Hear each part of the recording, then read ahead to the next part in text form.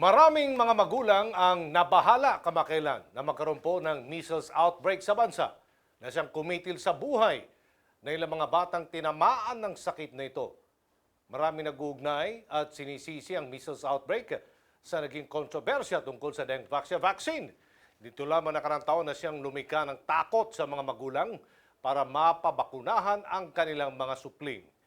Upang labanan at di na kumalat pa ang nakamamatay na sakit, nagsagawa ang Department of Health, DOH, katuwang ang ilang kawani ng pamahalaan ng isang balawakang immunization program para paigtingin pa ang kampanya laban sa tigdas.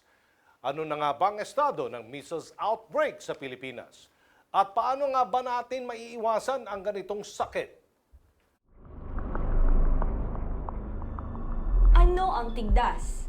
Ang tigdas ay isang nakakahawang sakit na karaniwang nakakaapekto sa mga bata.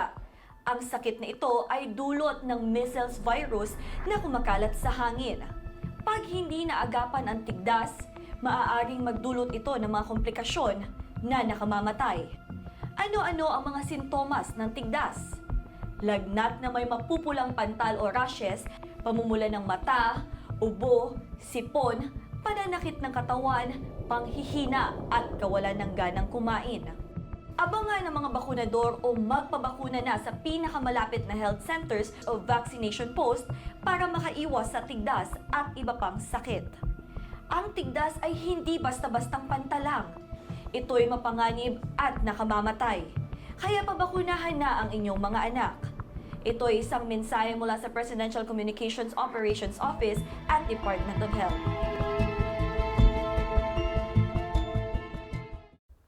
Magandang araw Pilipinas! Welcome sa isa na namang episode ng Don't Take It Personally. Ako po inyong likod, Aljo Bendijo. Dito'y susubukin namin ilahad sa inyo ang iba't ibang anggulo at mga istorya ng bawat isyong aming pag-uusapan. Sa mga matatamaan, bato-bato sa langit, ang tamaan po ay huwag pong magagalit. Kami po'y dito trabaho lang at walang personalan. Makakasama natin ang mga kilalang social media influencers, Attorney Darwin Cañete, and Renwell Mamshis Basa para maglahad po ng kanilang opinyon sa isang matalino at napapanahong diskusyon. Attorney Darwin and Mamshis, hello, kamusta? Magandang araw sa inyo. Magandang araw, Darwin. Magandang araw din sa ating guest ngayong araw. Ayan. At syempre, atin ding makakausap, makakapanayam ngayon. Walang iba kundi si Department of Health Secretary Francisco Duque III upang bigyan ng linaw ang nangyaring measles outbreak sa bansa. Magandang araw, Secretary Duque. Magandang araw sa iyo, Aljo po. Aljo, and Mamshis. and Darwin, Yes. at sa lahat ng inyong mga taga-subaybay. Okay, so yan, pag-usapan natin yung programa ng gobyerno, itong Expanded Immunization Program. So far, ano na po nangyari, Sec? Well, alam mo, ang tugon ng pamahalaan sa measles outbreak na ito ay ang pagsasagawa ng outbreak response immunization. So, katuwang natin dito ang maraming mga ahensya ng pamahalaan dahil kailangan natin yung mass immunization. At DepEd kasama natin na kung saan pinupuntirian natin ang mabakunahan ng mga more or less 8 million grade schoolers from kinder to grade 6. At ang una naman natin binabakunahan sa kasalukuyan ay yung may edad 6 to 59 months of age na mga bata. At ang ikatlong grupo naman ay yung mga adults sa labas ng mga edad na akin na nabanggit. So we are targeting close to about 15 to 16 million individuals, no? Mga bata at mga grade schoolers at ang mga adults, no? So, ito sa kasalukuyan ng atin ginagawa para maitaas natin ang herd immunity or collective immunity to about 90-95%. Para nang sa ganon, hindi na maulit itong outbreak na ito. Ito ang ginagawa ng gobyerno kasi paano natin maibsan yung takot kasi, Sec, no?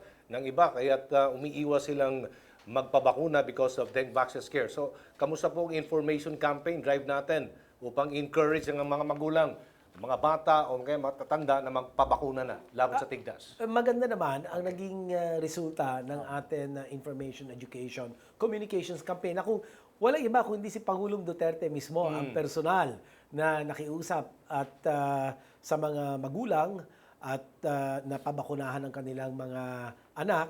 At kasama din natin si Senator Manny Pacquiao doon sa knockout ligtas, Opo.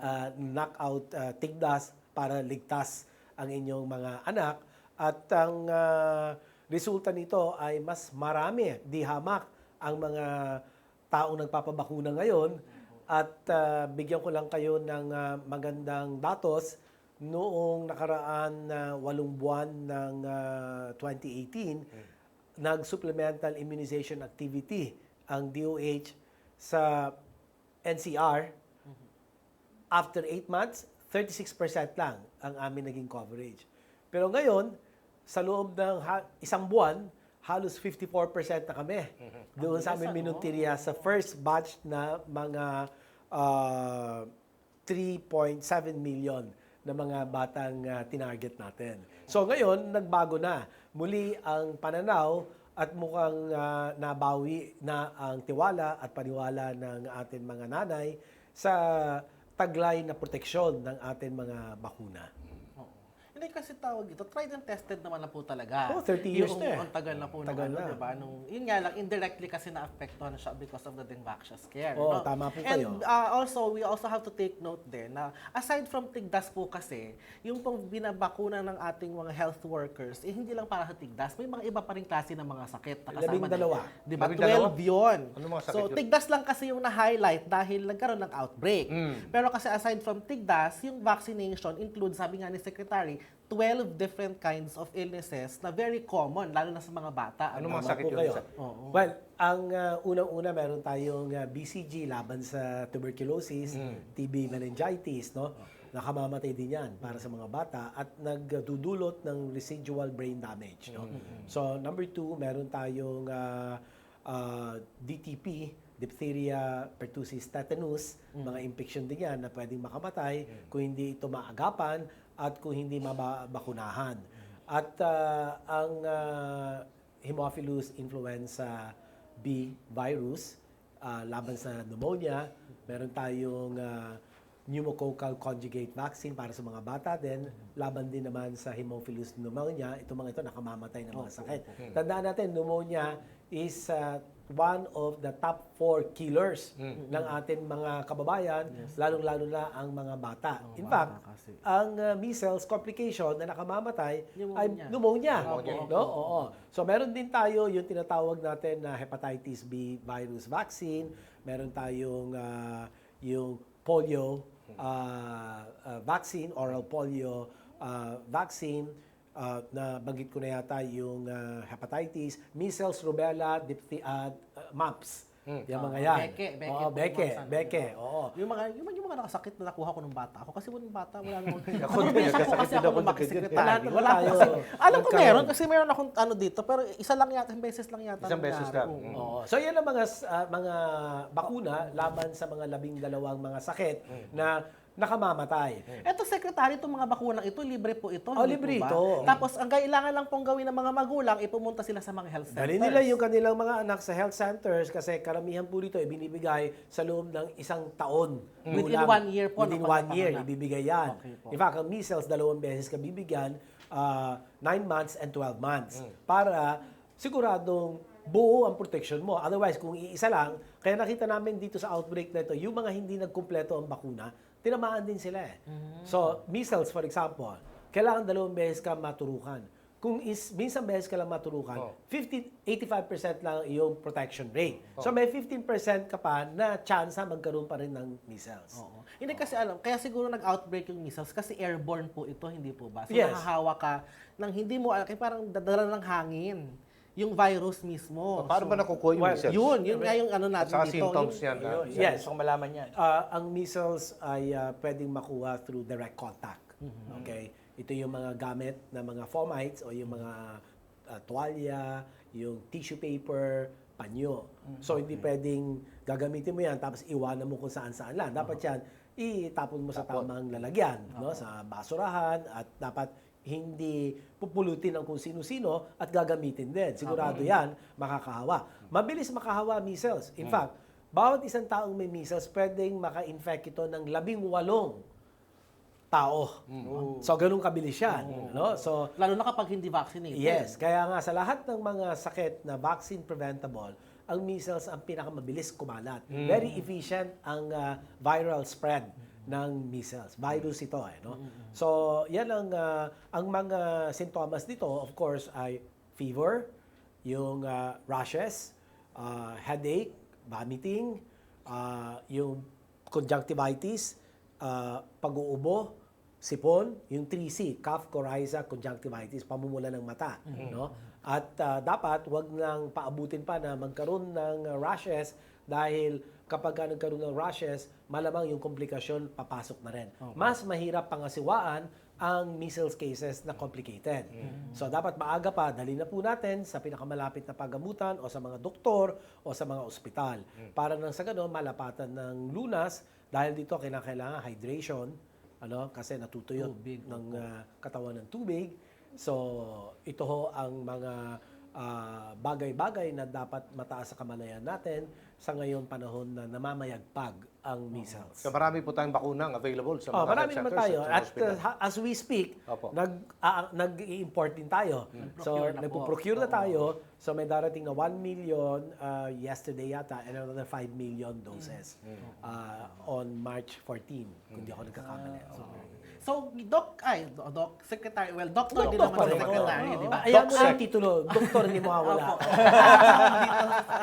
Yung pong, di ba, nagkaroon po ng outbreak. Ngayon po ba bumaba na yung cases ng mga measles yung parang bagong All over the cases ng Philippines, measles? Well, mahirap tayong magsalita ng tapos. Opo. So, maigi na yung mag-antay pa tayo ng konting panahon Sige po. bago tayo magsalita na meron tayong kumpiyansa na sabihin na, ito nga ay bumababa na. Okay. Pero sa ngayon, hindi muna So, ako currently, pwede nasa magsalita. outbreak status pa rin po. Oh yes, of course. Sa outbreak status pa tayo, ang bilang ng ating measles cases ngayon, umabot na ng 18,553 sa buong Pilipinas. Of course, regions 3, 4A, NCR. Yan ang mga top notcher. Diyan Hindi, din kasi ang mga magkakalapit pinakamatao. ang mga ano eh. Diyan ang pinakamatao. At kadalasan sa mga barangay na namamayagpag ang mga measles, dito yung sa Baseco, Payatas, dito yung mga urban poor areas, sa Kamaynilaan. So, ang mga pumanaw doon sa 286, karamihan dito ay meron malnutrition at talagang mga dukha o yung talagang mga mahihirap natin mga kababayan na talagang mahina ang kanilang resistensya at kaya sila madaling magkaroon ng komplikasyon at pumapanaw sila. So far, ilan po namatay? 286. 286. Yung mga nagkakasakit, ano pong remedyo pwede nilang makukuha, no? Kung wala pang bakuna. Well, supportive treatment lang ito. At kasi kung nagkasakit ka, para ka na rin nabakunahan. Okay. Okay. Opo, It's a kumbaga natural parang immunity. You develop natural immunity. Pero ang problema sa mga bata, pwedeng mamatay. Ayun nga. Dahil nga sa Yung risk komplikasyon. po, Oo. So, ang pinaka-maganda po siguro, Secretary, is that pag nakita nila yung sintomas, dali na agad nila sa ospital. Tama po kayo. Yung self-care. Tumpak. Oo. Kailangan Yung Vicks ganun ang po. ipahin. Paano yan? Bakunahan? Doc? Hindi. Well, kung meron ng infection, wala ka na magagawa. So, anong Ito pure gagawin? na lang yun. Oo. Gagamutin. Gagamutin mo na lang.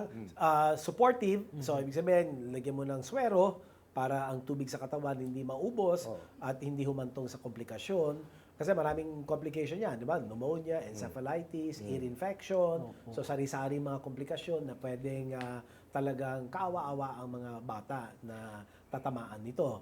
Kaya dapat maging maayos ang pangangasiwa sa mga ospital. Kaya dumalaw tayo sa mga ospital at siniguro natin na ang kanilang paggamot, paglapat ng lunas ay sapat. At talagang atensyon ay ibinibigay doon sa mga pasyente. Yung vaccine in the span of 1 year. So, from birth ng bata, ano yung mga schedule ng immunizations up to 1 year? Iba-iba yan eh. May within first month, yung BCG, may 2, 4, 6 weeks for pentavalent vaccines. Ito yung diphtheria, tetanus, pertussis, hepatitis B virus vaccine, at saka yung pneumococcal conjugate vaccine against pneumonia. So, usually lahat yan, na ibibigay na kukumpleto yan within 1 year. Within Pinakahuli 1 year. dyan, yung sa measles, 9 months and 12 months. Oo. So, ang problema, sa measles, Kasi babalik-balik ka no? Ang nakita namin na isa rin bagay kung bakit hindi na nakakapagpabakuna dahil madalas bumabalik. Sa bandang huli, akala ng mga magulang ay tapos na, okay na. Pero ba meron naman po silang parang notebook Yes. na oo. doon naka-check kung ano na yung mga nabakuna, na ibakuna kay baby, Tama di ba? kayo, pero minsan hindi nila na ikukuble o natatago itong mga record of vaccination, kaya nagkakaroon ng problema. Minsan, sinusubukan nilang maalala, hindi nila naalala na, nabigyan yata, hindi. Pero Kaya, meron naman pong records ang health center. meron naman sa mga health centers, pero syempre, minsan, hindi mo maiwasan. Karamihan Bungi-bungi kasi, oo. ang records. Sa probinsya po kasi karamihan, lalo na kapag malayo yung health center, tapos nakatira ka sa medyo kalayuan, tinatamad nang mapupunta yung mga Tama kayo. magulang. Kaya kailangan Kasi, ang tuloy-tuloy Oo, na kasagsagan yung paalala. may nakita akong post ng isang sa mga health worker ninyo na sila mismo yung Pumupunta pumupunta na doon sa mga bahay? Kasama Binabahay yan. nila, opo. Oo, kasama po yan sa atin na non-selective target, house to house, lalo na doon sa mga Liblib. tukoy na mga lugar na meron talaga outbreaks. So, kailangan suyurin yon. Okay. Kaya, in fact, pati weekend, bukas na rin ang mga health centers. Dito sa Kamaynilaan, pinulong ko ang lahat ng mga city health officers at nakiusap ako sa kanila na ipahabain natin yung pagbibigay, oras ng pagbibigay ng bakuna dahil napansin din namin sa mga survey na isinagawa ng WHO na isa sa mga karaniwan kadahilanan na hindi sila nakapagpabakuna ay dahil ang nanay busy, walang oras. Dahil nga Monday to Friday, trabaho. So sabi namin, buksan natin ng Sabado at Linggo at bigyan na lamang natin ng compensatory time off yung mga health workers. Para off sila ng Monday, pero Sabado papasok sila. So, bukas, Sabado at Linggo. Sabado. Sabado. Pero yung mga linggo, medyo nahihirapan pa tayo dahil sinasabi nila kailangan magpahinga din, etc. Kaya sa mga magulang po na nanonood, hindi po ba, para po sa kaligtasan ng mga anak, di ba? Makinig tayo kay Secretary Duque, magpabakuna po tayo. Hindi po nakamamatay ang bakuna. Na, yung subok na po natin itong mga bakunang ito, anti-measles at yung iba pa, di po ba? Huwag kayong maniniwala doon sa mga nakikita nyo sa internet, yung mga tinatawag na anti-vaxxers. Actually, hindi naman masyadong sa Pilipinas no? Pero sa ibang bansa Sa ibang kasi bansa, medyo, may sila nananakot na may side effects daw yung mga vaccines. Nakaka-create ng sakit or nakakabaog. Mga ganong klaseng memes at saka mga rumors. So, with respect sa mga vaccines na hawak ng DOH, sir, how can you say for the record ano yung mga effectivity at if ever may side effects or dapat pag-ingatan sa vaccines na ito? Well, yung mga usual side effects, ito yung lalagdating ka ng konti, medyo mamamantal ng konti yung naturukan ka, pero natural na reaction lang ng katawan natin. Pero yung side effect na yan, masyadong maliit, mahina, kakaunti, mababa, compared sa benepisyo, ang taas ng benefit. So, ang tawag mo dyan, yung risk-benefit or yung side effect to benefit ratio, ang baba-baba. So, dapat, samantalahin natin yung protection na taglay ng ating mga bakuna para mabigyan ng protection, maiwasan sa mga sakit na nakamamatay, which are all vaccine preventable. And in fact, gusto kong bigyan diin sa inyo na maliban sa tubig inumin, ang pinakamahalagang public health intervention sa lahat ay immunization. Immunization. Kasi ito ay napatunayan na ilang dekada na sa buong mundo, milyon-milyon bata ang nasasalba. So, bakit naman ipagkakait natin sa mga anak natin kung tayo mismo mga nanay ay naturukan, nagkaroon na rin ng mga bakuna, dapat siguraduhin natin. Huwag natin gayahin yung mga si nanay huling na nakausap ko minsan sa paglibot ko, umiiyak. Sabi gano'n, namatay yung anak niya. Sabi ko, andito kayo kasi papabakuna ko na yung mga susunod ko mga anak. Pero dapat hindi humantong na may kailangan pang pumanaw para lang ninyo maintindihan ang kahalagahan ng bakuna. So, back to bakuna po tayo. Una sa lahat, bakuna. Ayan. Kahit na may edad, Kahit na may edad, senior walang problema. citizen na hindi pa nagkasakit ng tigdas. Okay lang po ba yun? Walang overdose Hindi sa ko bakuna. alam na nabakunahan na pala ako nung bata ako. Okay lang yun. Okay lang Paano po ba? ulit. Magpabakuna ka ulit? Magpabakuna Walang ka ulit. side effect yun? Wala naman side effect yun. Dahil wala naman overdose Hindi yan. ka sure, pabakuna ka uli. O kasi habang tumatanda ka naman, halimbawa, nagpabakuna ka nung bata ka, yung antibodies mo, di meron ka antibodies. Pero hindi mo na kumpleto. katulad ng measles, 2 beses ka dapat maturukan, isa lang. Yung antibodies mo, mahina lang yun. So, second time magpabakuna ka, tataas yun. Okay. So kasi may sinasabi sila, nagasakit ako ng tigdas siguro hindi na ako magpapabakuna. Tama ho ba? Well, kung talagang siguradong tigdas, yun na yung bakuna mo. Okay. Oo. So, Kasi ano na yun, automatic na immunity. Natural immune ka na. immunity Natural immunity. by the wild virus. Ayan. Nakaka-survive ka kasi dun sa sa first episode. Oh. So, ibig sabihin, Yung malakas mga- Naalala ko, nagpabakuna ako dati. Yung mga Pinoy kasi mahilig sa tinatawag na folk, mga pamahiin eh. Pamahiin, Yung oo. pag yung sakit, ang sabi ng nanay ko, galing dito yung sakit. Kung may doubt kayo, pumunta kayo sa professional na doktor. Sila makapagsabi kung ano talaga ang nararamdaman nyo, anong sakit nyo, kung meron, o kung kayang palipasin ng tulog yan, or whatever. But consult a professional. So talaga. sa kasulok-sulukan bagay ng Pilipinas, available po itong vaccination Oo, program. available ho Luzon, tayo. Visayas, Mindanao. Kasi meron na tayong projection yan. In fact, last year, nakita na namin yan na bumabagsak at nagkakaroon ang immunization coverage, tapos nagkakaroon na tayo ng measles outbreaks in some areas of the Philippines. So nagsagawa kami ng supplemental immunization activities, 2 phases.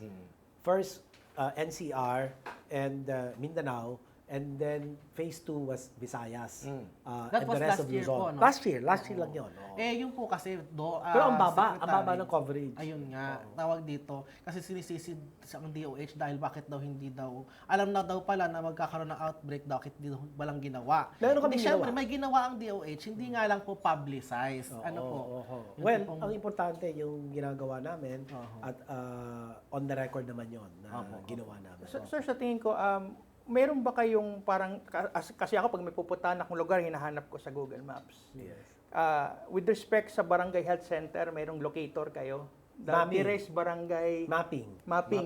Meron ho tayo. So kung gusto, halimbawa, ako resident, gusto ko malaman by Saan ako pwede saan ako magkaroon? pwede ang nearest, Ah. madali kong ma-search sa computer. Meron ba tayong ganong klase? Alam ko meron, pero sisiguraduhin ko, mamaya, pagkatapos natin, aalamin ko kung gaano ka-accessible yung mapping ng ating mga health facilities Yes. para yung issue of accessibility Yes. matugunan. Oo, kasi we can also take advantage of social media, no? Oh, Kasi maganda rin po pwede nating i-disseminate doon na sa mga lugar na ito ang health center na pupuntahan mo, ganyan. Okay, kung anumang mga health programs ng Department of Health, we can easily advertise on Facebook for free. Tama ba? Mga locator, ganun. So, health centers, mga pampublikong ospital, how about private hospitals sa SEC? Meron din sa Meron mga din. private hospitals, pero ang pribadong sektor, naniningil pa yan eh. So, Opo. maigi na yung libre dahil yan naman ginamit natin. ng Actually, pag buwis. mayayaman,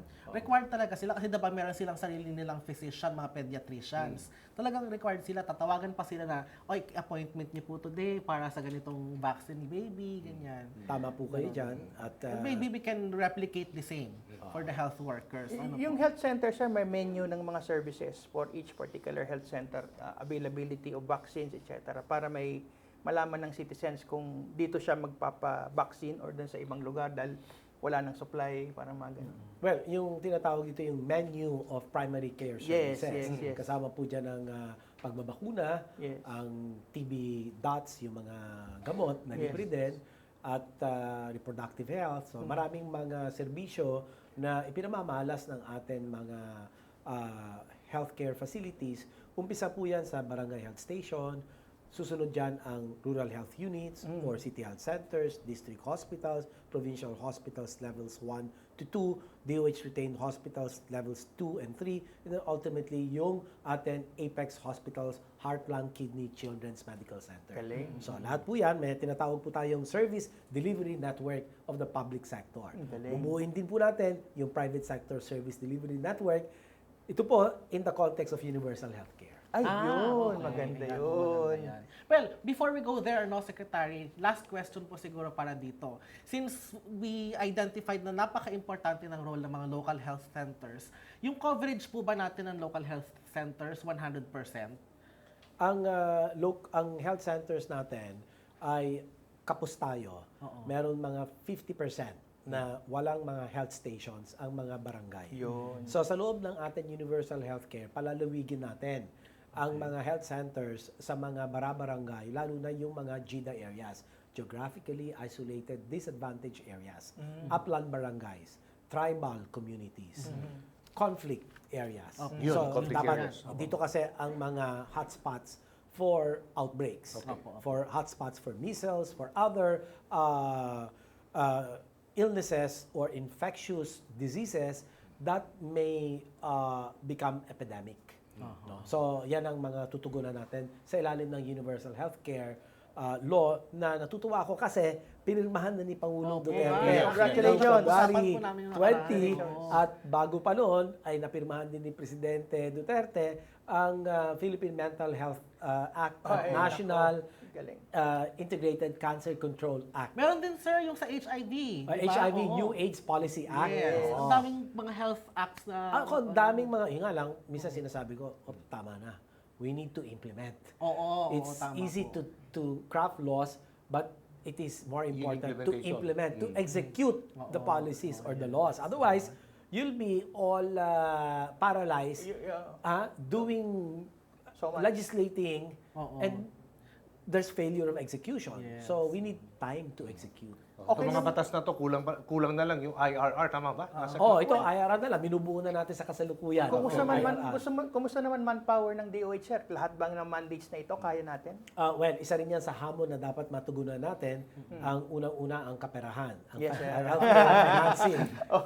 As usual, lahat tayo sa gobyerno, Yes, yun sir. ang lagi natin idinadaing. Kulang sa pondo, Yes, sir. paano matustusan ng mga programa, kung hindi sigurado kung saan. Kaya nga, dito rin, sa aspetong ito, bigyan din natin ang kahalagahan po ng pagtaas ng buwis sa mga sin products. Okay. Sigarilyo at alak. Yes. Yes, Ang sir. sa sigarilyo po, kinakailangan po natin itaas ito, hindi lamang dahil siya po ay revenue measure, kundi mas mahalaga po ay siya ay health measure.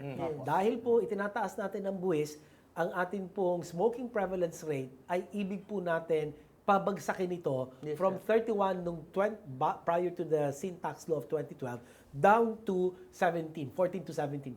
Ibig sabihin yan, pagka naipasa ang bersyon ni Senador Manny Pacquiao, ay magkakaroon tayo ng 3.2 million cigarette smoking quitters in the next 4 years. Yes. Ang laki-laking bagay po yan. Yes. Mawawala din yung mga sakit na non-communicable diseases, heart, lung, mga iba, diabetes, hypertension, sakit sa puso, kapag ka tumigil ang paninigarilyo. Yes, I can relate to that. My father died of emphysema. Yung pala, nako, maigi naman. at Paano hindi kayo kalaban ni sumunod. senador? Magkano isang kaha?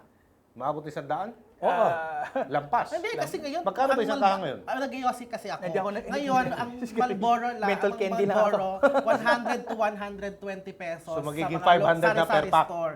Actually, if you would compare, kasi sa ibang bansa, it's very expensive Mas talaga. mura pa rin tayo. We are still one of the 3 countries in ASEAN Affordable talaga na. where cigarettes are cheapest. Sa totoo naman yun eh. Kapag nagmahal, maraming titigil kasi walang pambili. May effect ba yung mga tawag Graphic dito? warnings. Oo. Graphic Graphic warnings. warnings sa mga meron naman. cigarette. Meron naman epekto yan. Okay. Pero ikaw nga, ang Psychological pinaka-epekto kasi. na pinakamaganda sa lahat, taas mo ang presyo. Tama ho yan. Tsaka Para wala pati na mga yung bata, patingi-tingi. Pati Ayun, mga bata, isa pa yun, dapat Opo. i-restrict nila Hindi, yung ano. For me, dapat taasan yung import tax ng mga foreign cigarettes. meron na yan. Talaga meron naman Mas yan mataas talaga. kaysa Mas mataas local. talaga. Kaso, Kaso, yun din. Kasi nga, tawag dito, taasan yung presyo. Pangalawa is restrict access. So, dapat hindi ka pwedeng bumili ng pa isa-isang piraso sa tindahan. Patingi-tingi Tingi-tingi. na. Opo. Oo. Oo. Hindi, dapat hindi pwedeng ganon. Dapat kung gusto mo talagang mag-yossi, mag-spend ka. Kasi total, nakamamatay. Hindi, Diba? isa sa Parang ibang ako. Kasi syempre, I'm a smoker, sir. Pero ang ano ko kasi is that, I wanna quit. But then again, ang hirap kasi talaga, di ba? Kaya lang kasi, I mean, for others, to help them quit, siguro makakatulong na mataas ang presyo at pangalawa, yung availability, hindi yung mabibili mo lang sa tindahan. Hindi kasi sa ibang bansa, talagang tatanungin ka, ilang taong ka? Pag 18 years old below, ID. mahirapan ka makabili. may mga ng iba nga, cigarette. 25 years. Opo, At saka opo, mabibili ganun. mo lang doon sa 7-Eleven. you can't buy it like, wala naman Dito kayong kasi kahit sari-sari saan. store doon. Wala naman nakatakboys doon. Sa nang ano doon, sa mga sari-sari store, maglalakad ka sa kalsada, may naglalakad na nagbebenta ng orange tsaka yosi. Kakatok sa bintana. Kakatok sa bintana. Kasi very accessible po kasi, di po ba? Form it should be dispensed like medicine. Dapat bawat nagbebenta may ano, Prescription. Okay. Well, there's logic to that. Alam mo kung bakit? Nicotine is a drug. It's a form of drug. It should be regulated. It's addictive eh. Yeah, it's very addictive. That's why imposing higher taxes on sin products is the way to go. Okay. So magdadagdag tayo ng mga health centers, tama ho ba, Sec, no? Yes, kinakailangan How natin. about yung mga na-construct na nung previous administration na Na-construct question? ba? Pwede ba natin gamitin yun na Naku, nakatenga? 270 Ay, yung mga ano, lang yun. Opo. nakaano Out of lang. the 5,700, 270 Pero gagamitin lang. natin yun. O, gamitin Sayang natin naman. yung mga 270 completed units ng Okay. health stations. Opo. At least. So we need at least one health station for every 5,000 population. Yun ang ratio natin dapat. Tapos sa Ideal. mga rural health units, ang tatao sa health station, dalawa. Nurse, midwife. With some other competencies. We will provide those competencies. By the way, And saludo ako sa mga health workers nyo. Sinusuong nila yung mga lugar na may sakit. Nakikipag-deal magagaling sila. ko. Ito ang mga atin, mga tunay na mga namamayaning lingkod bayan. Lalo na yung mga nasa rural areas. Mahirap pa naman makipag-deal sa mga tao minsan na uninformed. Aawayin ka pa, tinutulungan mo na nga. Oo, pero sinasabi ko, ligawan natin sila. Dahil mandato natin, kahit na ano ang kung ayaw magpaligaw, huwag tayo titigil. Dahil mahal natin yung trabaho natin. So kinakailangan talaga ipamalas natin sa kanila yung ating mandato na makatutulong sa kanila. Sa bandang huli, kahit na sa ngayon din nila na re-realize yun, bandang huli, malalaman din nila, meron din kurot sa puso. Ayan, so mensahe na lang mula kay Secretary Francisco Duque sa ating mga nanonood at nakikinig ngayon sa Don't Take It Personally tungkol sa iba pang mga programa po ng Department of Health. Well, unang-una ho, ako po'y muling nakikiusap na ang ating pong mga anak, kinakailangan po ng kanilang proteksyon at ang bakuna po ang siyang makapagbibigay ng proteksyon laban po sa mga vaccine-preventable diseases na talaga po naman nakamamatay. At ito po ay subok na at nasuri na po ng FDA ito ayon sa pamantayan ng kaligtasan o safety, efficacy, pagiging epektibo, quality, kalidad, at ito po ay libre.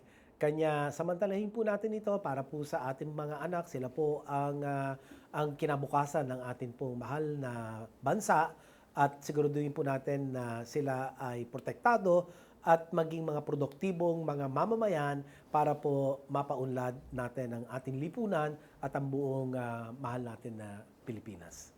Okay, maraming salamat Secretary Francisco Duque III ng Department of Health. Ayan, so diyan muna, no? Nagtatapos ang episode natin sa araw na ito. Sana'y may napulot kayo sa aming mga diskusyon. For more updates, i-follow nyo lang kami sa aming mga social media accounts.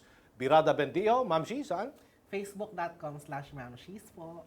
Darwin Cañete. Personal account, Darwin Cañete. Facebook. Si Secretary Duque, may social media accounts ka rin, sir? Meron din ako, ano ba yun? Sa ano ba yung akin? FT Duque. FT Duque. At DOH.com. Yeah, FT, email yun eh.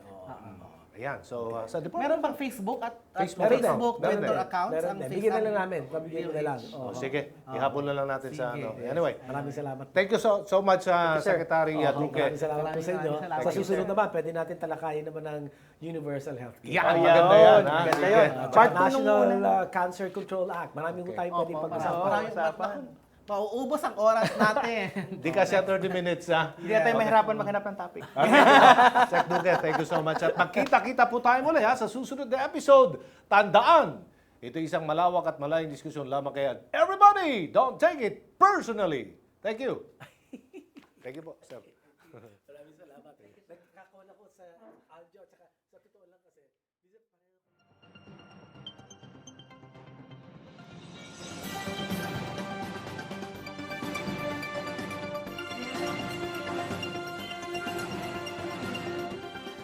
Mga kababayan, dumadami ang kaso ng tigdas at ang komplikasyon nito ay mamatay ka.